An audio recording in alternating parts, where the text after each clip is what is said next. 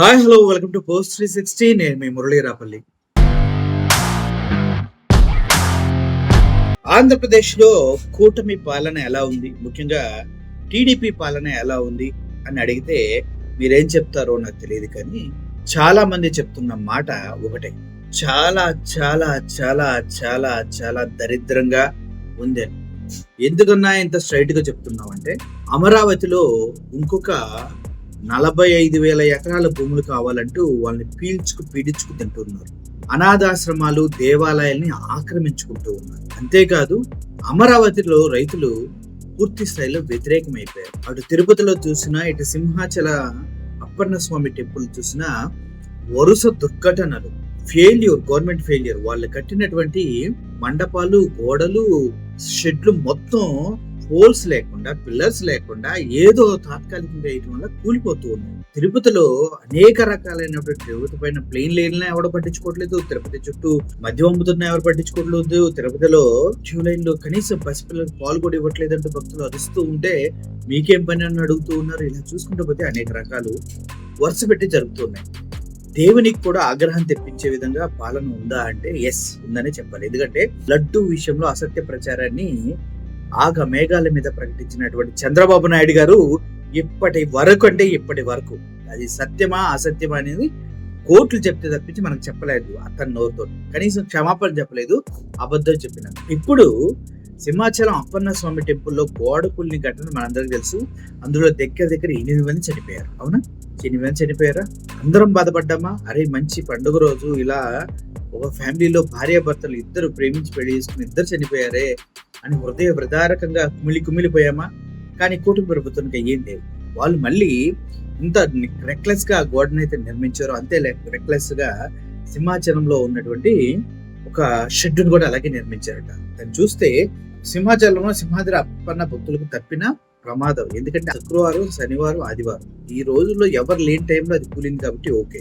ఉంటే ఆ రోజు కూలి ఉంటే ఎంతమంది చచ్చిపోయేవారు? విశాఖ జిల్లాలో ప్రముఖ పుణ్యక్షేత్రం సింహాచలంలో సింహాద్రి అప్పన్న ఆలయంలో గిరి ప్రదర్శన కోసం తొలి పావాంచం వద్ద ఏర్పాటు చేసిన రేకుల షెడ్ కూలిపోయింది. ఎందుకు కూలింది? రేకుల షెడ్లు ఎందుకు కూలుతాయి? టెంపుల్ ప్రాంగణంలో కట్టినటువంటి ఆ అద్భుతమైనటువంటి కన్స్ట్రక్షన్స్ ఎందుకు కూలాయి అంటే, పునాదుల్లో కాంక్రీట్ వేయకపోవడమే కారణం.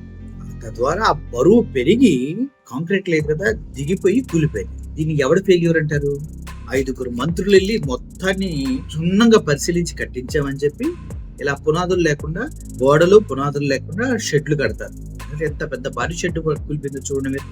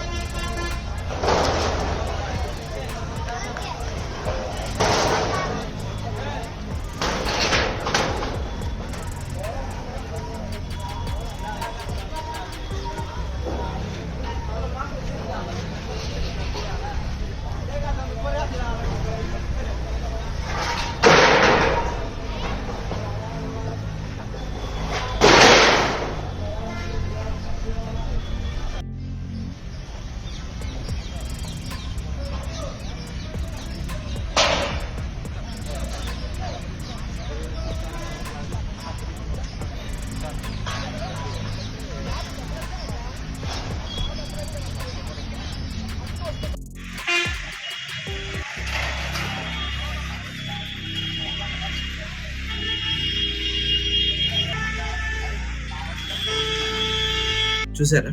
ఇది రాష్ట్రంలో జరుగుతున్నటువంటి అత్యంత దురాగతమైనటువంటి పాలనకు రాష్ట్ర ప్రభుత్వం యొక్క సిద్ధశుద్ధి చేతకంతనానికి నిదర్శనం. ప్రమాద సమయంలో షెడ్డు కింద ఎవరు లేకపోవడంలో తప్పిన పెనుముప్పు. అది పెద్ద షెడ్డు. అది నిజంగా జనాలు కనుక ఏదైనా ఉత్సవం జరిగి కనుక అయితే అక్కడ ఆ షెడ్డు కూలిపోయినట్లయితే ఇప్పటికీ మృతుల సంఖ్య 50-60లో ఉండేది. ఎక్కడ చూసిన అవినీతి, అక్రమాలు, మద్యము, భూదందాలు, ఇసుక దందాలు ఈ తప్పించి ప్రభుత్వం చేస్తుంది ఏంటి? ఇప్పటి వరకు 1,70,000 కోట్లు తీసుకొచ్చి పెడితే అవి ఎక్కడ పెట్టారో చెప్పలేని పరిస్థితిలో పోవటం ఉంది. ఇక్కడ ఇన్వెస్ట్ చేస్తున్నారు డబ్బు. దేనికోసం ఇన్వెస్ట్ చేస్తున్నారు డబ్బు చెప్పండి. 1,70,000 కోట్ల రూపాయలు ఊరక తీసుకొచ్చారు సంవత్సరంలో. ప్రజల జీవితాల్ని తాకట్టు పెట్టాలంటే చంద్రబాబు నాయుడు గారి తర్వాతే ఎవరన్నానా అనే ఆలోచన ప్రతి ఒక్కరిలో వస్తుంది. సంక్షేమం ఇచ్చారు మీకు? ఎవరికైనా ఆడబిడ్డని తీసాడా? వెయ్యడు. చచ్చినా వేడు చంద్రబాబు నాయుడు.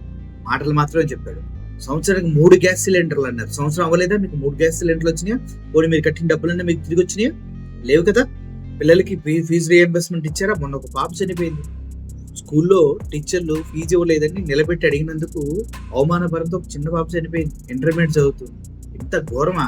పిల్లలు ఫుడ్ పాయిజన్ అయిపోయి కల్లోలం ఎంతమంది హాస్పిటల్ పాలవుతున్నారు. చివరికి హోంమంత్రి అన్నిత తినే భోజనంలో కూడా బొద్దింకలు వచ్చే సిచ్యువేషన్ ఉంది ఆంధ్రప్రదేశ్లో.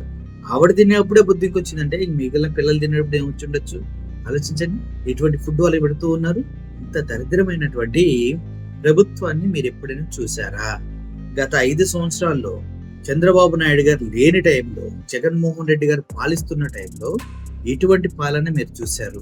ఇప్పుడు అటువంటి పాలన మీకుందా? మీరు దాన్ని ఎంజాయ్ చేస్తూ ఉన్నారా? అమ్మఒడి పడింది. ఎంతమందికి పడింది? నిన్న ఒక వ్యక్తి హై టెన్షన్ పోలెక్కేశాడు. నా బిడ్డలకి అమ్మఒడి పడలేదు, ఎందుకు పడలేదు, వేస్తారా వేయరంటూ. అటువంటి వాళ్ళు ఎంతో మంది ధైర్యం లేక ఇంట్లో కూర్చున్న వాళ్ళు ఉన్నారు. సో ఈ దారుణాలని చూసే కన్నా మనశ్శాంతిగా మీ పనులు మీరు చేసుకుంటున్న చాలా మందికి హ్యాట్సాప్. మీ కరెంటు బిల్లులు మీరు భారీ ఎత్తున కడుతూ కూడా నోరు మెదపని శాతకాన్ని గొంతుకులకి హ్యాట్సాప్. మీ పిల్లలకి ఫీజులు కట్టకపోయినా, మీ పిల్లలకి ఇచ్చిన బ్యాగులు చిరిగిపోయినా సోద్యం చూస్తూ ఏముందులే బ్యాగులు చిరిగిపోతే కూడా కొనుక్కుందామని ఆలోచించే తల్లిదండ్రులకి హ్యాట్సాప్. మనకి రావాల్సిన రేషన్ ఇంటికి రాకుండా చేసిన గవర్నమెంట్ ని నెత్తిన పెట్టుకుని ఒక్క మాట కూడా అడగని మీకు హ్యాట్సాప్. పెన్షన్ కోసం ముసలం ముతకు పడిగాపులు కాస్తూ తినక 2 రోజులు తిరుగుతూ ఆటో ఛార్జీలు పెట్టుకుని తిరిగే మీకు హ్యాట్సాప్. రేషన్ బియ్యం పట్టుకుని తండాల్లో కొన్ని కిలోమీటర్లు నడిచి వస్తూ అందుట్లో కొండల గుట్టలు వాగులు దాటుకొని వెళ్తూ ఉన్న ఆ తండా ప్రజలకి, మన్యం ప్రజలకి హ్యాట్సాప్. భరించండి, తప్పదు. మనం చేసిన తప్పైనప్పుడు మనం భరించక తప్పదు. అదేవిధంగా ఈ దేవాలయాల్లో జరుగుతున్నటువంటి నిత్య అకృత్యాలు, నిత్య ఘటనలు, అపశృతులు దేనికి సంకేతం? ఆలోచించండి మీరే. దేవుడు ఎప్పుడు మనకు ఒక అవకాశం ఇస్తూ ఉంటాడు. దాన్ని ఈవీఎంలు మార్చొచ్చు, లేదంటే ప్రజలు మార్చొచ్చు.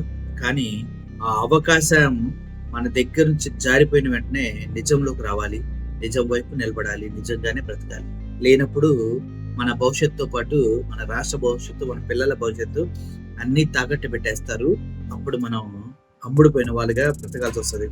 అమరావతిలో 1,00,000 ఎకరాల పంట భూమిని కాంక్రీట్ జంగిల్గా మార్చాలన్న వీళ్ళ ప్రయత్నం వెనకే మనకు అన్నం లేకుండా చేయటం. సంవత్సరానికి 3 పంటలు పండే భూముల్ని నిస్సారం చేసి నిస్సిగ్గుగా అమ్మేస్తూ ఉంది. దాన్ని ఏమన్నా కూడా నాకు అర్థం కావట్లా. దాన్ని ప్రజలు ఎలా యాక్సెప్ట్ చేస్తున్నారు కూడా నాకు అర్థం కావట్లేదు.